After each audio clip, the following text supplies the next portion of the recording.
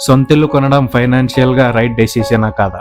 మన ఇంట్లో వాళ్ళు, బంధువులు అందరూ చెప్పే ఒకే ఒక మాట, ఎంత తొందరగా వీలైతే అంత తొందరగా సొంతిల్లు కొనమని. మన దేశంలో సొంతిల్లు అనేది సింబల్ ఆఫ్ సక్సెస్ గా మారిపోయింది. కానీ అది ఫైనాన్షియల్ గా ఎంతవరకు కరెక్ట్? నిజానికి మీ కెరీర్ స్టార్టింగ్ లో ఇల్లు కొనడం అనేది స్మార్ట్ మూవ్ అయితే కాదు. ఎందుకంటే ఇల్లు కొనడం అంటే మీ సేవింగ్స్ మొత్తం డౌన్ పేమెంట్ కి కట్టేసి ఇయర్స్ పాటు ఎవ్రీ మంత్ ఈఎంఐలు కడుతూ గవర్నమెంట్ కి ప్రాపర్టీ ట్యాక్స్ పే చేయడం. ఎలాంటి ఎమర్జెన్సీ ఫండ్ లేకుండా, ఎలాంటి అసెట్స్ లో ఇన్వెస్ట్ చేయకుండా చాలా మంది అయితే వాళ్ళ లైఫ్ మొత్తాన్ని ఇల్లు కొనడానికి అయితే అంకితం చేస్తున్నారు. మీరు కొన్న ఇల్లు పైన మీకు ఎలాంటి రెంట్ రాకపోతే నిజానికి సొంతిల్లు అనేది వెల్త్ ని జనరేట్ చేసే టూల్ అయితే కాదు.